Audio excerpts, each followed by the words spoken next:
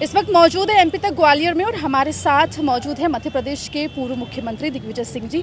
दिग्विजय जी, राहुल गांधी जी की भारत जोड़ो न्याय यात्रा ग्वालियर, गुना होते हुए, राघोगढ़ होते हुए और जगहों पर पहुंचेगी। लोकसभा चुनाव नज़दीक है।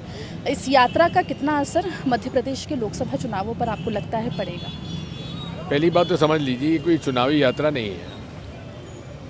मूल रूप से जिस प्रकार देश में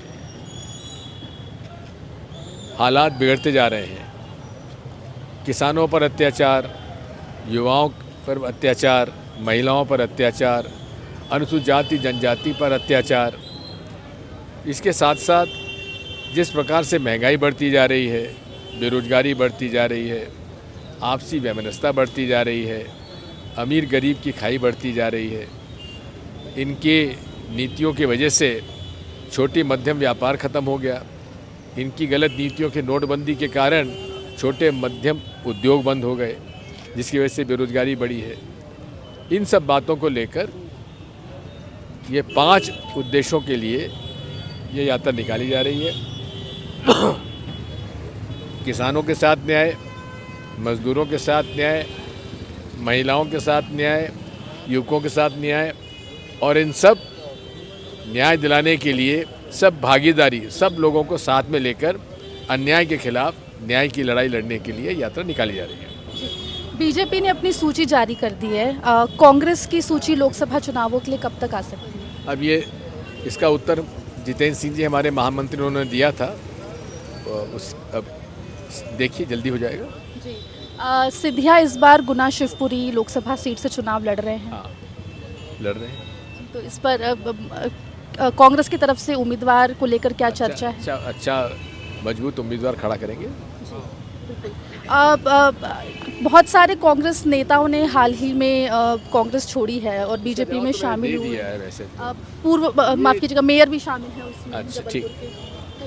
बात यह है, जिसको कुर्सी की लालच, जिसको धन की लालच, जिसको सत्ता की लालच, जिसको विचारधारा से राजनीति नहीं करनी है, केवल अहंकार में पद पे बने रहना है, ऐसे लोगों पर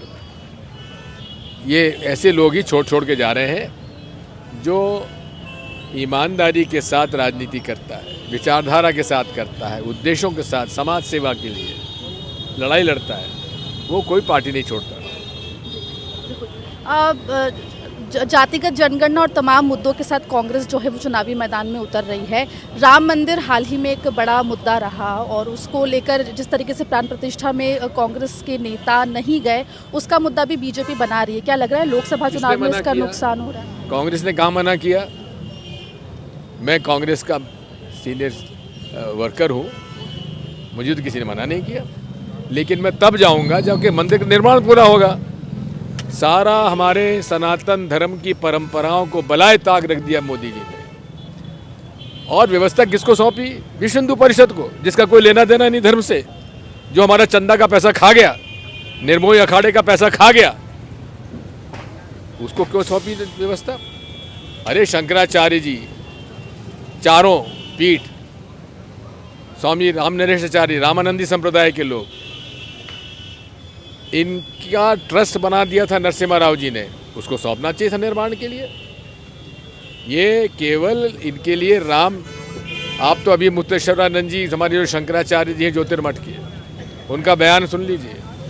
उन्होंने स्पष्ट रूप से कहा है, ये कौन से राम भक्त हैं जो यहाँ के किसानों पर जुल्म ढा रहे हैं, किसानों के रास्ते में कीले बिछा रहे हैं, उनको डंडे बरसा रहे हैं, गोली मार रहे हैं, और जय श्री राम के नाम से उनका नाम का दोहन करना चाहते हैं। ये उनका अपमान कर रहे हैं। एक अंतिम सवाल, क्या आप लोकसभा चुनाव लड़ेंगे? मैं तो कांग्रेस का साधारण कार्यकर्ता हूँ, अभी राज्यसभा में हूँ, जैसा आदेश होगा।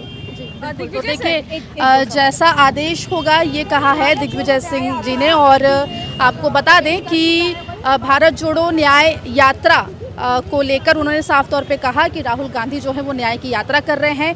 कांग्रेस की सूची लोकसभा चुनाव को लेकर कब आएगी, इसको लेकर साफ तौर पे कहते नजर आए कि कांग्रेस नेतृत्व जो है इस पर विचार कर रहा है और जल्द ही सूची जो है वो कांग्रेस की लोकसभा चुनाव को लेकर आ जाएगी।